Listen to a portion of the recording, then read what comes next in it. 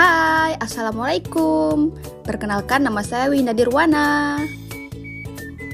Pada kesempatan kali ini kita akan membahas mengenai teori penawaran. Adapun tujuan pembelajarannya sebagai berikut.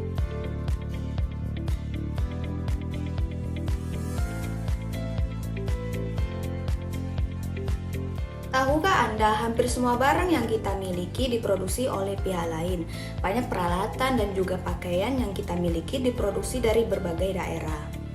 Penawaran tidak mempersoalkan jauh dekatnya produsen, tetapi mempersoalkan kuantitas barang yang ditawarkan berkaitan dengan variabel harga. Jadi apa itu penawaran? Penawaran adalah kuantitas barang dan jasa yang tersedia dan dapat ditawarkan oleh produsen kepada konsumen pada setiap tingkat harga selama periode waktu tertentu. Lalu faktor apa yang mempengaruhi penawaran? Berikut ini adalah faktor-faktor yang mempengaruhi penawaran.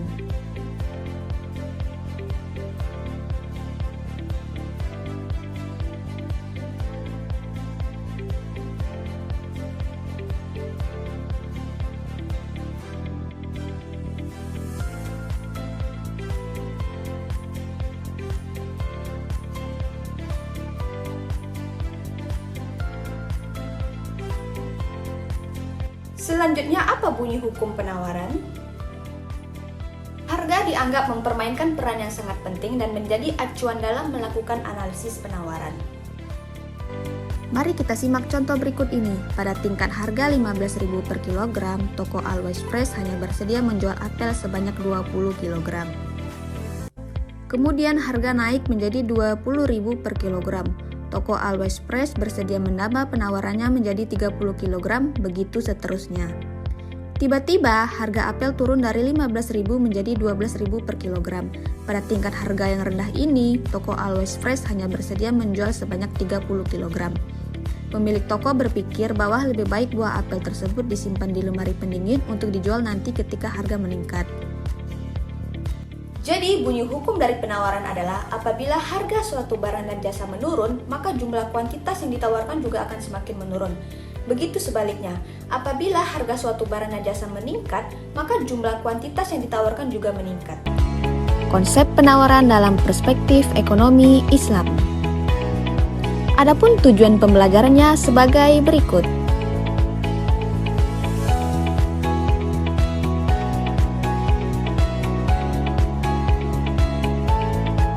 Bagaimanakah konsep teori penawaran dalam Islam? Dalam perspektif ekonomi Islam, manusia diinjeksi dengan norma moral Islam, sehingga nafsu untuk memenuhi keinginannya tidak selalu dipenuhi. Demikian juga cara untuk memenuhi keinginan tersebut senantiasa dikaitkan dengan norma moral Islam yang selalu menemaninya kemana saja dan di mana saja.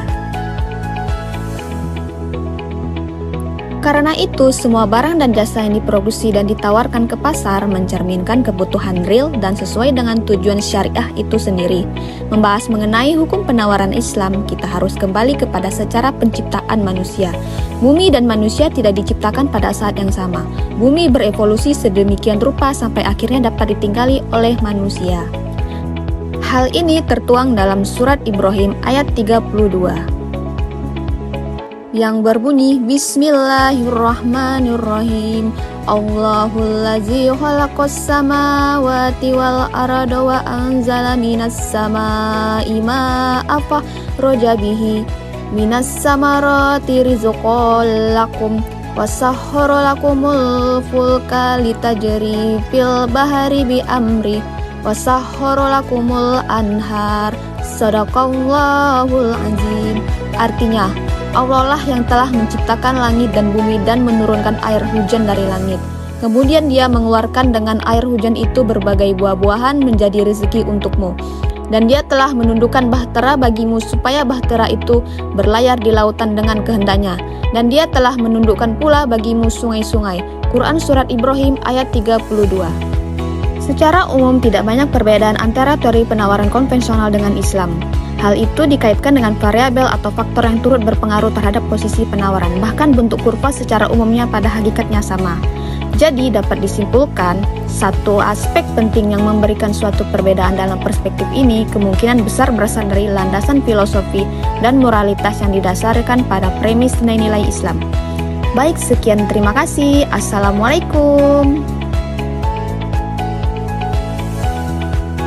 Created using Powtoon.